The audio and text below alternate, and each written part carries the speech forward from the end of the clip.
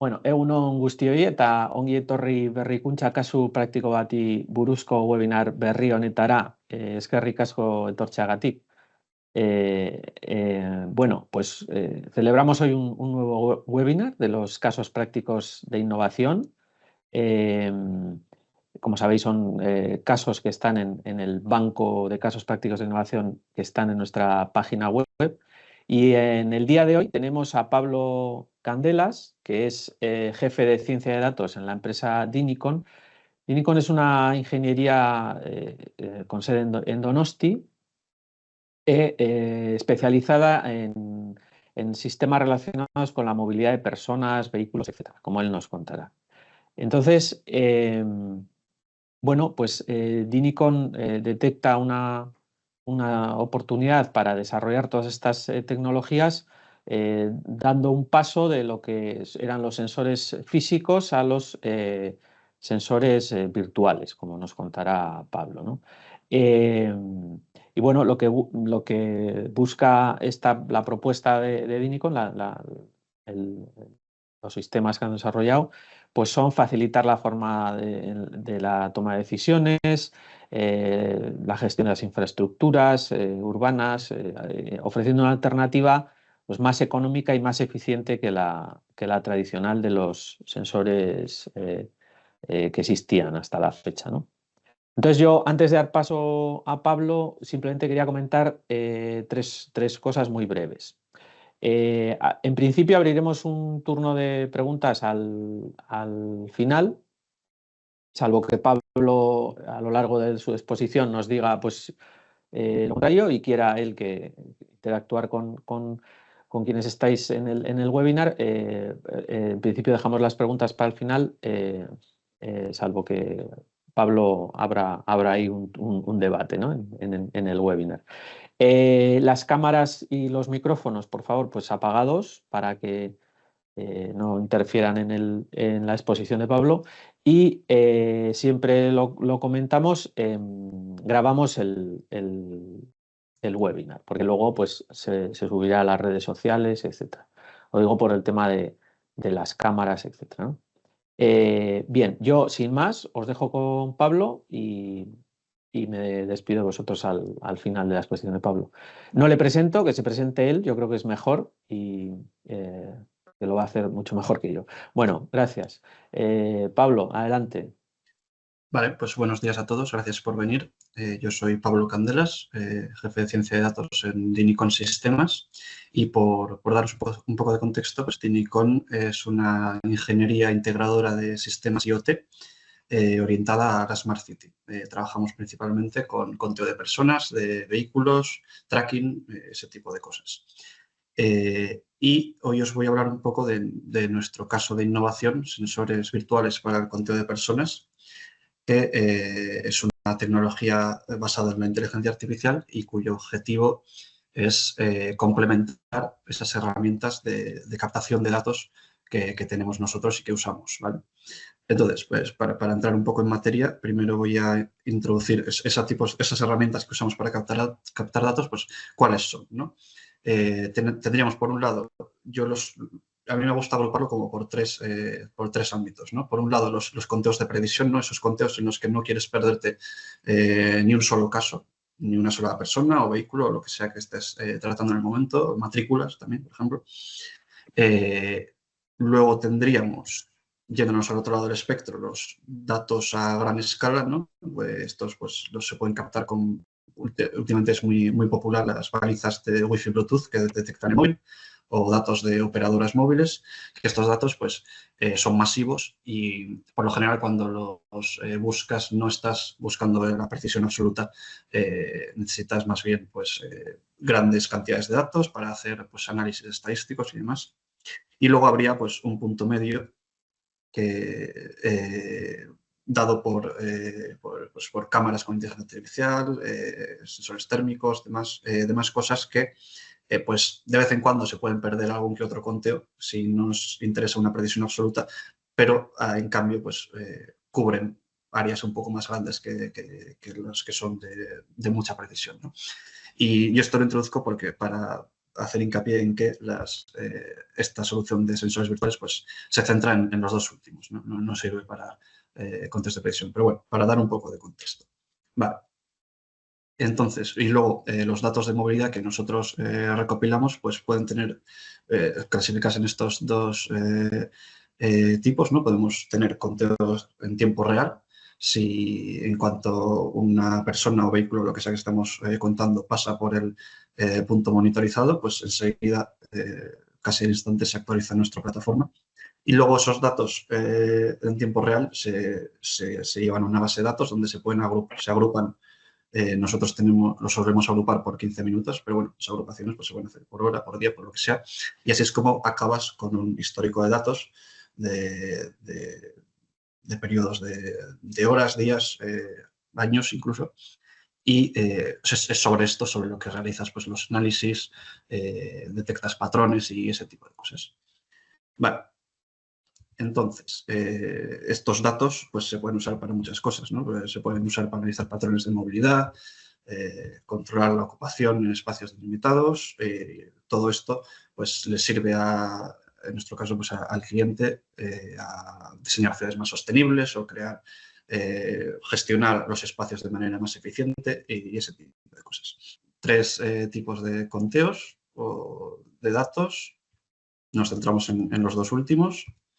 Y tiempo real o históricos. Bueno, esto no necesita, afortunadamente, de un apoyo visual muy grande. Y los casos de uso, pues, sin más, lo que habéis ido escuchando. Vale, entonces, con toda esta información os voy a proponer un ejercicio. Vamos a imaginar una ciudad inteligente, una Smart City, totalmente equipada, pues, con sensores donde todo está monitorizado, ¿no? Desde la movilidad, pero también pues, la calidad del aire, gestión de residuos, consumo energético de agua, etcétera, ¿no? Lo que sería pues un sueño para los arquitectos y diseñadores urbanos.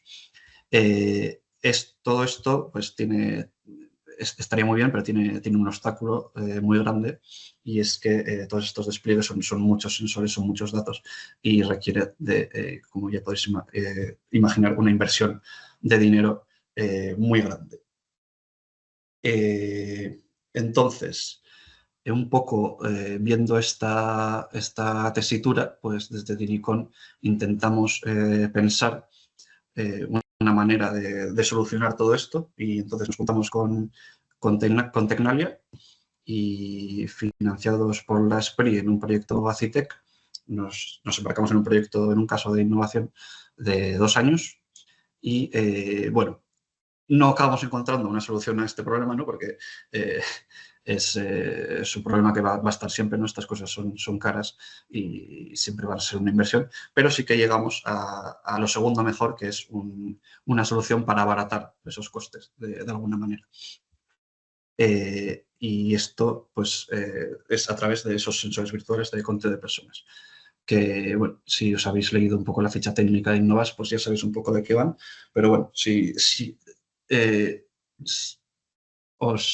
¿qué os parece si os digo que en vez de monitorizar todos esos puntos de esta Smart City, podemos desplegar esos sensores solo en algunos de esos puntos y que un algoritmo nos diga lo que está pasando en esos otros puntos donde no estamos monitorizando con un sensor, ¿no? Esa es un poco la idea detrás del sensor virtual. Aquí tenéis la definición exacta. Es un sistema de software puro que produce señales de manera autónoma, combinando y agregando señales que recibe de otros sensores físicos o virtuales. ¿Bien? A mí me parece que la imagen de abajo lo describe muy bien. Tenemos una serie de sensores físicos. Cada uno de ellos produce, bueno, o virtuales, según la definición, aunque en esta imagen solo salen físicos. Cada uno de ellos produce unas o varias señales, y luego una función pues agrega todas esas señales y nos produce la señal del sensor virtual. Esta señal, o sea, esta función puede variar desde simplemente sumar todas estas señales. Bueno, una pregunta. ¿Veis mi ratón cuando lo muevo? No, ¿no? Imagino que no. Sí, sí se ve. Se ve, vale, perfecto, así se ve mejor lo que estoy señalando. Una función que puede agregar estas señales, pero también podría ser pues, un modelo de deep learning muy complejo, de esos que requieren meses de entrenamiento, ¿no? Entre esos dos puntos, pues todo lo que queramos podría ser esta función. Un ejemplo muy sencillo de un caso podría ser un podómetro, ¿no? Que tenemos aquí a la derecha, un dispositivo que cuenta pasos que podemos tener en el teléfono móvil. Eso sería, por definición, un sensor virtual, porque en realidad el móvil no está contando los pasos que das, sino que pues, tiene un acelerómetro que detecta pues, cuando aceleras o cuando frenas. Eso sería el sensor físico que transmite la señal, y luego la función que recoge esa señal y la transforma en pasos pues sería nuestra función de fusión de datos, que en este caso es simple y, bueno, simple, no simple, pero vamos, que siempre es la misma, ¿no? En todos los dispositivos móviles tienen la misma función para contar pasos. En nuestro caso de sensores virtuales, nosotros vamos a trabajar con inteligencia artificial, con un modelo de IA, pero para cada sensor virtual va a ser distinto. Y esto nos va a imponer una limitación que veremos más adelante, porque tenemos que conseguir que esa función, ese modelo de inteligencia artificial, aprenda la relación entre los sensores que mandan la señal, que de ahora en adelante los voy a llamar los donantes, aprendan la relación que tienen con el sensor virtual. Y claro, en cada caso pues va a ser distinta. Eso nos va a imponer una limitación que la voy a explicar ahora, pero voy a hacerlo con un ejemplo para que sea más claro. Esta es una simple instalación que tenemos de dos sensores en Sancho el Sabio, en Donostia. Simplemente en la calle, en la misma calle, pues dos sensores de conteo de personas. Y aquí a su izquierda podéis ver las curvas de flujo asociadas a los sensores, ¿no? Si no recuerdo mal, creo que esta curva de aquí arriba corresponde al flujo por ambos puntos en dirección hacia arriba, y creo que la de abajo hacia abajo. Bueno, tampoco nos importa si es al revés. Entonces, bueno, a primera vista en realidad no hace falta hacer un análisis de datos muy exhaustivo para darse cuenta, ¿no? de que están relacionados, ¿no? Bien, un simple vistazo a las curvas revela pues, que están bastante acoplados, y tiene sentido, ¿no? Al final son la misma calle, están separados pues, por un par de manzanas, pero no es tanta separación, es normal. Vale, entonces, si nosotros quisiésemos poner un sensor virtual aquí arriba, si hacemos bien nuestro trabajo, no debería costarnos que la máquina aprenda esa relación entre este sensor de aquí y este sensor de aquí, y que a partir del flujo de uno de ellos sea capaz de decirte qué está pasando en el otro. Ese es un poco el concepto detrás de ello. ¿Qué pasa si a la máquina nosotros le pedimos que nos diga qué es lo que está pasando aquí? Pues no va a saber, ¿no? Porque no ha tenido ni tiempo ni datos para aprender esa relación que hay entre este punto y los otros dos. Y aquí es donde viene esa limitación de la que hablo, que antes de desplegar un sensor virtual siempre tenemos que tener instalado antes o instalar durante un tiempo un sensor real para que recoja los datos y usar esos datos para que el algoritmo aprenda la relación entre los puntos donde se captan datos y los sensores virtuales. Vale. Este es un poco el proceso para crear estos sensores virtuales. Así resumido, pues primero se despliega los sensores físicos, tanto los que se van a quedar ahí como los que luego se van a hacer sensores virtuales. Se registran datos durante un tiempo. Tiene que ser el tiempo suficiente para que el algoritmo pueda aprender la relación entre los donantes y los sensores virtuales. Que cuánto tiempo es, pues ya lo veremos más adelante. Si todavía no se ha hecho la selección de donantes, pues se hace ahora. Ya con los datos puede ser más fácil, igual, porque los propios datos te pueden decir cuáles son los candidatos idóneos.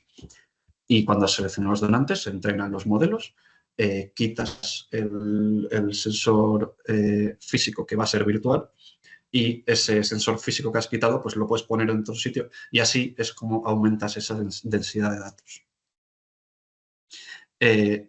Vamos a ir por esos pasos un poco punto por punto para verlos un poco más en detalle. Entonces, el primer paso, que yo creo que además es el más importante, es tener claras desde el principio cuáles son las posiciones que quieres monitorizar y cuántos sensores quieres que sean, vas a querer que sean reales y cuáles virtuales, ¿vale?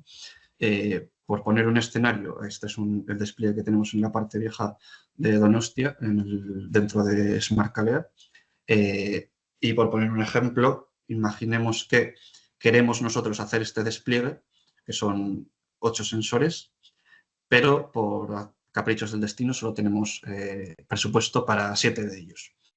Entonces, lo que podemos hacer es pensar en uno un poco que podemos excluir, podemos elegir este que está un poco apartado de los demás, e instalar los sensores en los otros 7, ver un poco los datos y decir, vale, pues este es un buen candidato para virtualizar, porque los datos que aportan los demás pues, son buenos donantes y puedo crear un sensor virtual. Y entonces, cuando hayamos entrenado el modelo, pues podemos quitar este de aquí y lo pondremos ahí.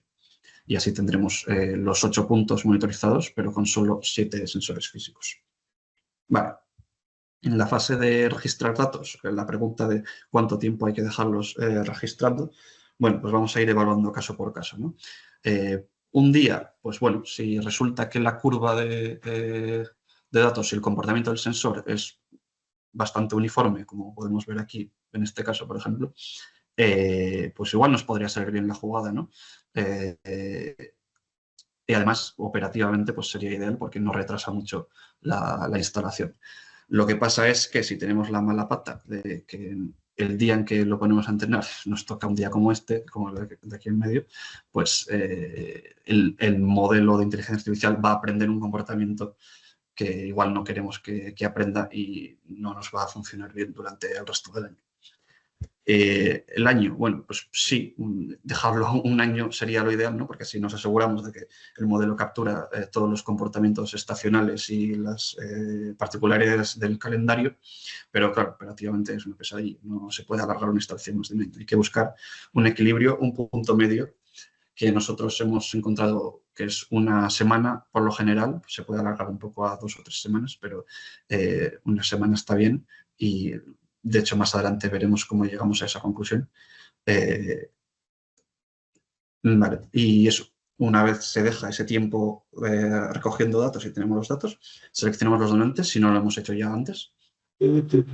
Los aspectos a tener en cuenta serían pues, la proximidad, esta se explica por sí sola, ¿no? Cuanto más cerca estén los sensores el uno del otro, más probable es que su flujo se parezca, bien porque los afectan los mismos eventos, los mismos flujos, las mismas características. Y, por otro lado, la similitud entre los 2 puntos, ¿no? Pues el ancho de vía, si los puntos son calles peatonales o si tienen acera, zona turística residencial, etcétera, etcétera. Vale. Y una vez tenemos ya los datos, hemos elegido los donantes y todo, pues entrenamos el modelo de IA para recibir como input los datos de los donantes y devolver los datos del sensor virtual. Quitamos el sensor virtual, el sensor real y desplegamos el virtual. Y así acabamos con el mismo despliegue que al principio, pero algunos de los sensores son físicos y otros virtuales. Y el que hemos retirado, pues lo podemos poner en otro sitio y así aumentamos la densidad de datos sin que suba el coste en hardware. Vale, llegado a este punto quiero hacer un pequeño inciso para asegurarme de que me seguís todos porque es un poco enrevesado todo este proceso. Entonces, si alguno no le ha quedado del todo claro, que levante la mano ahora, la aclaramos rápido y luego continúo.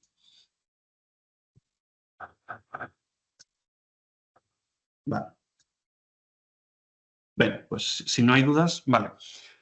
Voy a hacer una especie de reflexión. Igual llegado a este punto, algunos os estáis planteando, estáis pensando, ¿no? Que si no hay un sensor físico recogiendo datos en ese punto, pues entonces el dato no es real per se, ¿no?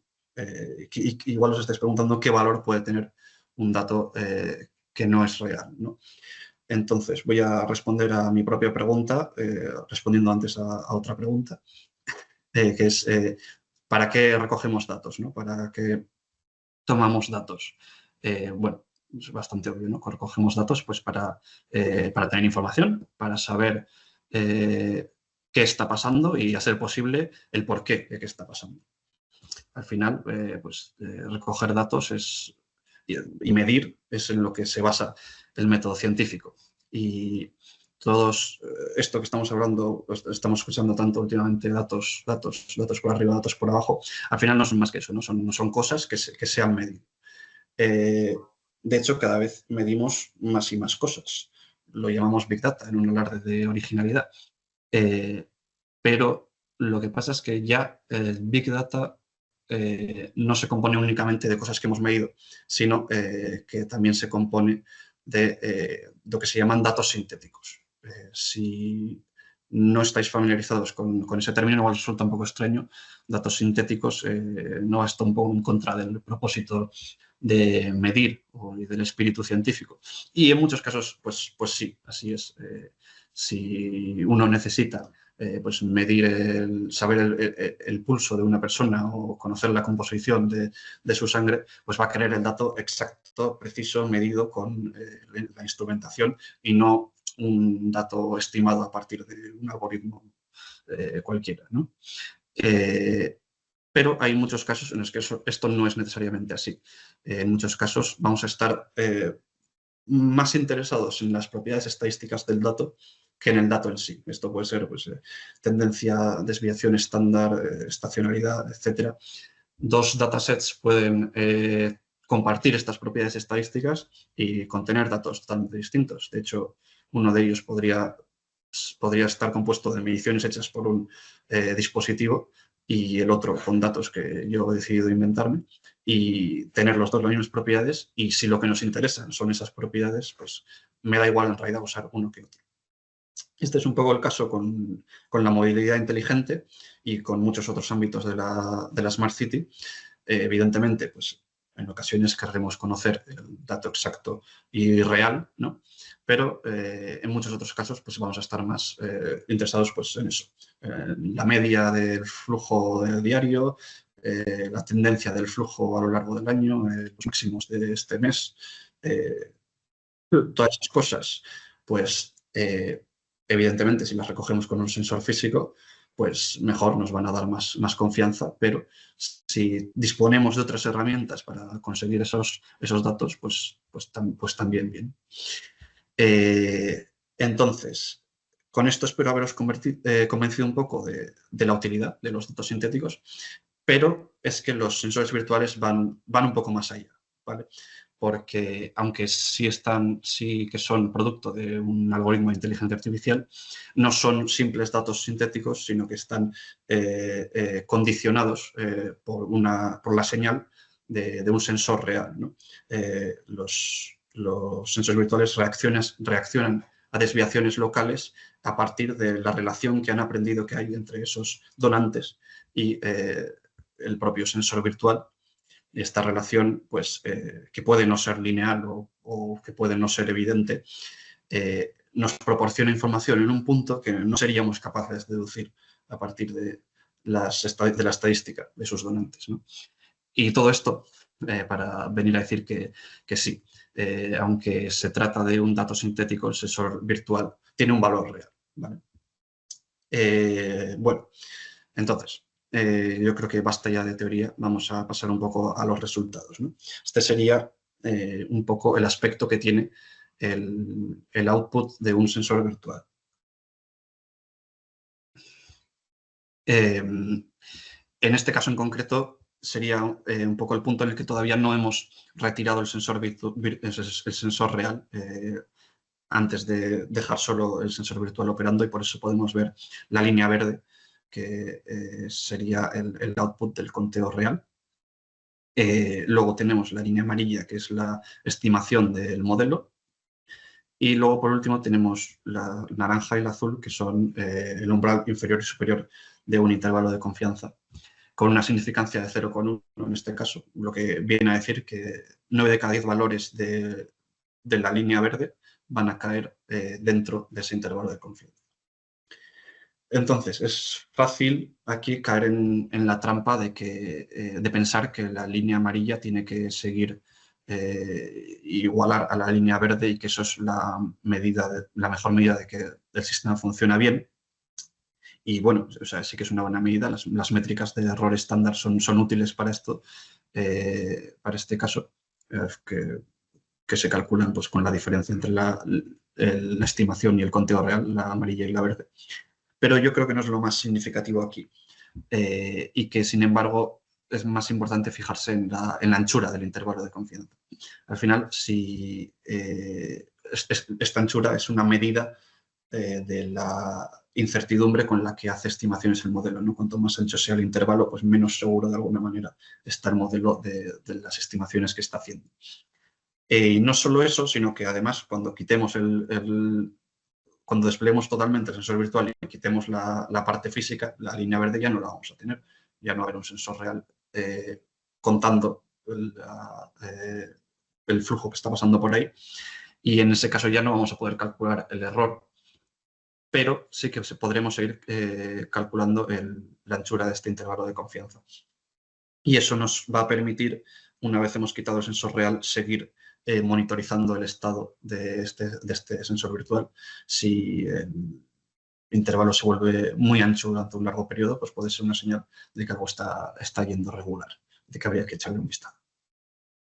Vale, y ahora voy a entrar ya en el piloto que hicimos junto con Tecnalia en el marco del proyecto Smart Calidad Donosti, que hicimos un despliegue de sensores virtuales. Como ya teníamos sensores reales instalados, pues tuvimos la suerte de contar ya con un histórico de datos grande, y es este histórico en el que usamos para evaluar diferentes escenarios y obtener distintos resultados, como por ejemplo lo que he mencionado antes de ver cuánto tiempo dejar recogiendo datos para entrenar luego esos modelos, cuánto tiempo es necesario y suficiente para ese propósito, ¿no? Entonces, lo que se hace es coger los datos de los donantes de las últimos 5 entradas. Bueno, aquí. Vale, lo que se hace es coger una ventana de tiempo, en este caso probamos con 1, 2 y 3 semanas. Voy a hablar de una semana por simplicidad. Cogemos una semana de tiempo de esos datos, entrenamos el modelo en un sensor virtual concreto y con unos donantes concretos. Entrenamos el modelo con los datos de esa semana y luego evaluamos contra el resto del dataset. Entonces, cada semana nos va a dar unas métricas de error, ¿no? De evaluar contra el resto del dataset. Eso nos da unas métricas.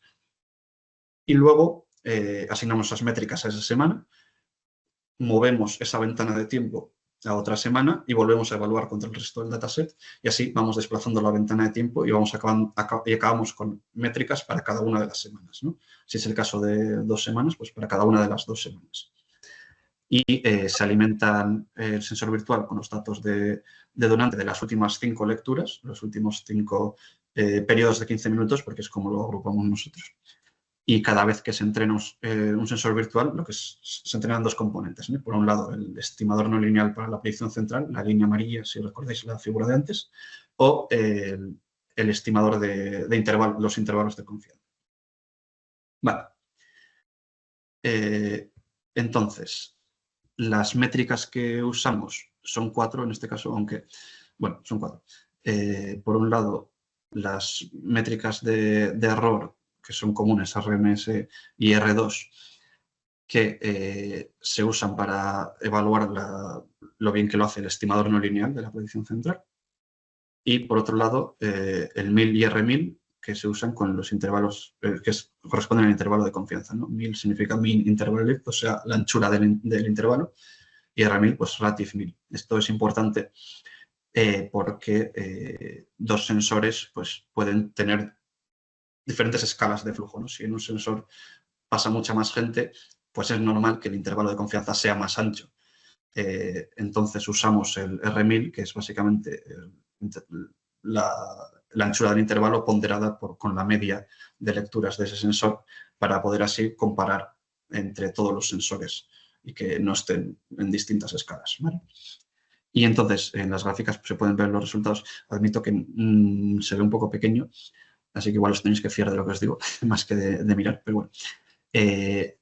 Los resultados para una semana, 2 semanas y 3 semanas. Aquí lo que digo, ¿no? Si tenemos una semana, pues cogemos los datos de una semana, entrenamos el modelo con eso, evaluamos para el resto del dataset y asignamos las métricas, las 4 métricas, a ese punto y así vamos obteniendo poco a poco estas curvas, ¿vale?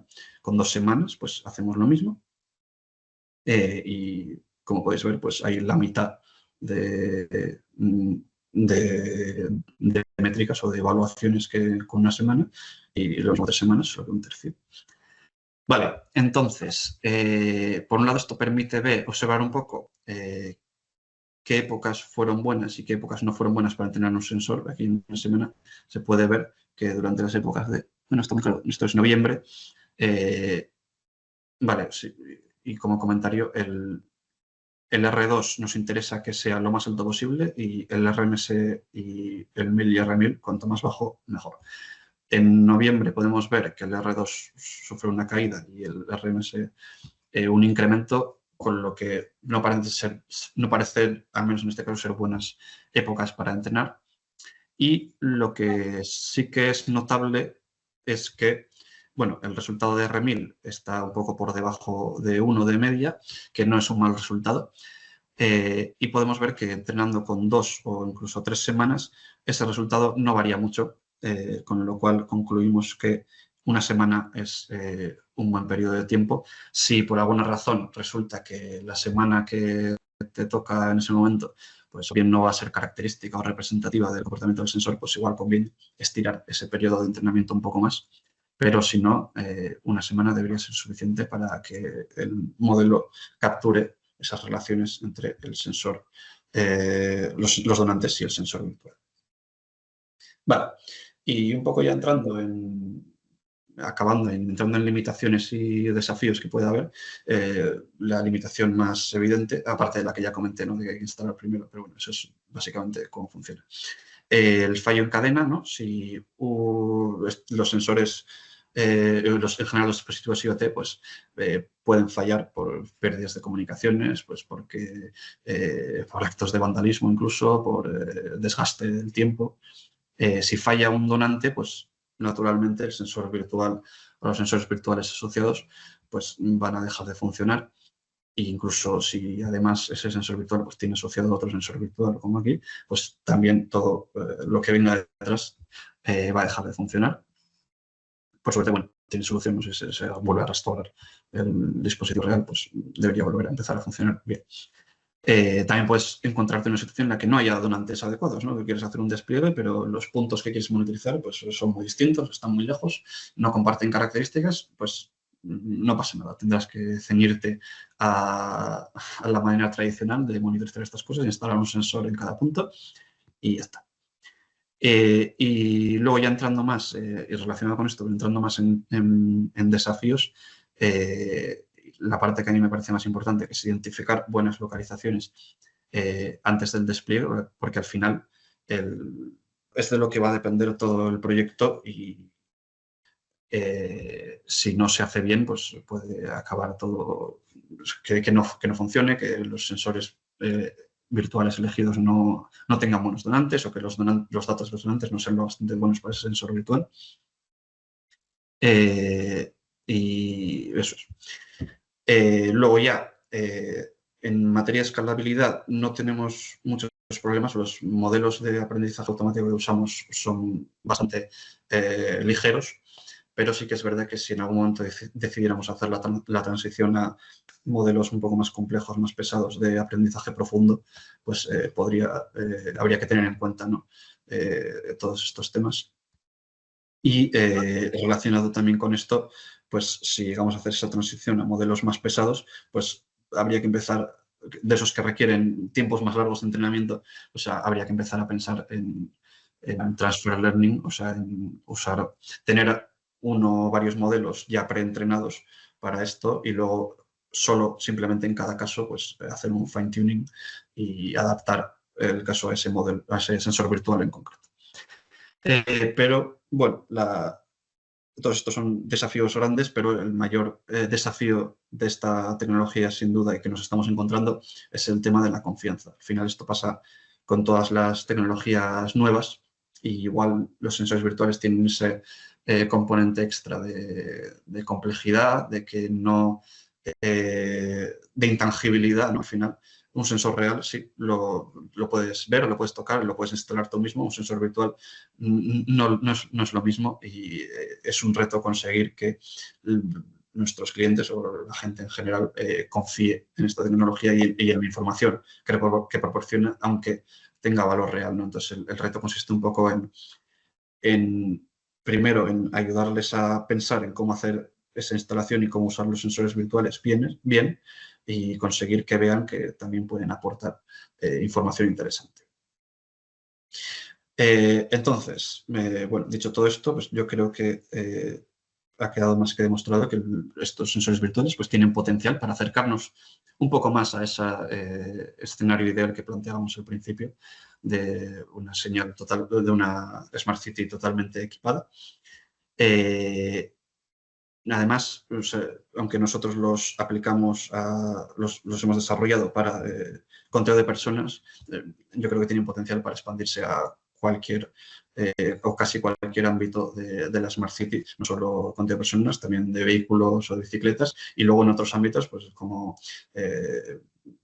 control de la calidad del agua, de la calidad del aire, gestión de residuos, control de aparcamientos, de parkings, etcétera, etcétera. Cualquier componente de la Smart City casi. Y ya estaría. Para terminar, que dar las gracias, por supuesto, a Innovas por esta oportunidad para presentar este caso de innovación, a Tecnalia por su colaboración con nosotros para crear todo este sistema, y a Fomento San Sebastián por permitirnos usar los datos de Smartcalia. Y nada, tenéis mi correo ahí en la esquina si queréis hacer cualquier consulta de esto en el futuro. Y ahora, pues si tenéis preguntas, también es el momento. Qué ricasco, Pablo. Muy interesante, la verdad. Y lo que has comentado, si tenéis preguntas para hacerle ahora directamente a Pablo, mira, Juan Ignacio, adelante. Sí, No te oí ahora. sí. Pablo, gracias por la presentación. Mi pregunta es, ¿el algoritmo que habéis utilizado es un algoritmo desarrollado por vosotros? ¿Qué algoritmo es el que habéis utilizado? Vale, es aprendizaje automático. Nosotros en concreto, bueno, probamos varios, pero el que mejor resultados fue de árboles, de algoritmo de árboles aleatorios, random trees. Vale, gracias.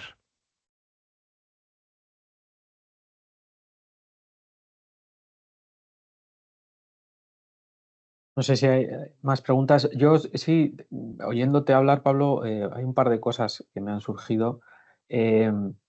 Una es, ¿hay algunos datos externos a ese sistema de donantes, digamos, que habéis, los denomináis donantes, ¿no? O sea, ¿hay datos útiles para completar la información de los sensores virtuales que no vengan exclusivamente de los sensores reales que ponéis, de los físicos que ponéis para captar datos? Sí. Sí, bueno, es una práctica habitual en predicción de series temporales, una práctica habitual incorporar datos externos, pues en este caso con flujo peatonal así, pues meteorología es un clásico, sino pues también de datos abiertos que tenga el ayuntamiento sobre la movilidad pública o pues, líneas de autobús, ese tipo de cosas. Datos de calendario también se suelen utilizar mucho para esto, si hay eventos, si hay fiestas, etcétera. Se podrían incorporar, no los tenemos incorporados por ahora, pero se podrían incorporar.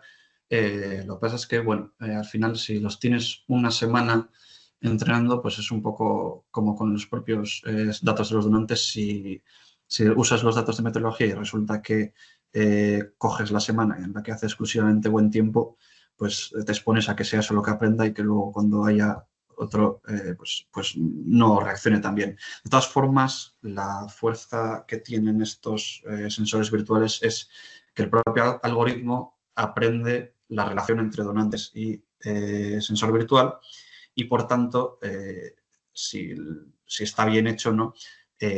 Debería ser capaz de estos elementos que afectan al donante, como el tiempo, si el propio donante ve disminuido su flujo porque empieza a llover, pues que ese comportamiento se traslade al sensor virtual y de alguna manera el sensor virtual pues también reaccione a esa meteorología. Ya. Y otra cosa, ¿cómo detectáis si un sensor pasa digamos, o está mal calibrado, por decir de alguna forma? Cuando cambia la ciudad, cuando cambian las circunstancias que rodean a ese punto, ¿eso cómo lo detectáis? Que hay que volver a calibrarlo, digamos. Pues, por un lado, si la